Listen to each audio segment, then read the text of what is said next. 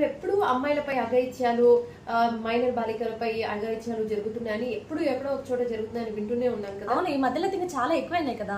కదా తుని నియోజకవర్గంలోని ఒక గురుకుల పాఠశాలల్లో ఒక వృద్ధుడు ఆ పాఠశాలకి వచ్చి నేను తాతనవుతాను అమ్మాయికి అని చెప్పి ఒక మైనర్ బాలికను తీసుకొని అక్కడ దగ్గరలో ఉండే ఒక తోటలోకి తీసుకెళ్లాడు ఆ పాపపై లైంగిక అఘాయిత్యం చేయడానికి.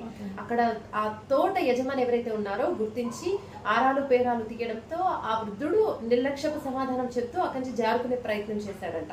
అదేంటి అన్నా, ఒక అమ్మాయిని కానీ ఒక అబ్బాయిని కానీ ప్రైవేట్ కాలేజీలో అయినా గవర్నమెంట్ కాలేజీలో అయినా కూడా స్కూళ్ళల్లో కాలేజీలో అయినా కూడా ఒక అమ్మాయిని పంపించాలి అంటే పర్మిషన్స్ తీసుకుంటారు, స్కూల్లో పర్మిషన్ తీసుకుంటారు, అలాగే వాళ్ళ పేరెంట్స్కి కాల్ చేసి మరి పర్మిషన్ తీసుకొని పంపిస్తారు కదా. మరి ఇక్కడ ఏం పర్మిషన్స్ తీసుకోలేదా, వాళ్ళ పేరెంట్స్కి ఏం కాల్ చేయలేదా, అంత నిర్లక్ష్యంగా ఎలా పంపిస్తారు అసలు?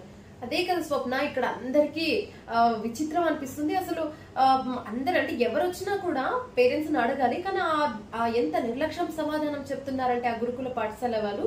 దీనికి అందరూ షాక్ అవుతున్నారు. ఆ బంధువులు కావచ్చు, పోలీసులు కూడా షాక్ అయి వాళ్ళపై కేసు నమోదు చేయడం జరిగింది. అలాగే ఆ లైంగిక అఘాయిత్యం చేసిన వృద్ధుడు ఎవరైతే ఉన్నారో ఇంతకు ముందు కూడా అలాగే చెప్పి పలుమార్లు ఆ పాపపై లైంగిక అఘాయిత్యం చేయడం జరిగిందట. ఈ విషయం తెలుసుకున్న పోలీసులు అతడిపై పోక్సో చట్టం కేసు కింద ఒక కేసు ఫైల్ చేశారు. నిర్లక్ష్యపు ధోరణి సమాధానం చెప్పిన పాఠశాల సిబ్బందిపై కూడా కేసు నమోదు చేయడం జరిగిందట. అలాగే పేరెంట్స్, ఇది మీకు ఆ పిల్లలు హాస్టల్లో ఉన్నారు, కాలేజ్ లో ఉన్నారు, పక్కింట్లో ఉన్నారు, ఆడుకుంటున్నారు, బంధువుల ఇంటికి వెళ్ళారని అనుకుంటారు కదా.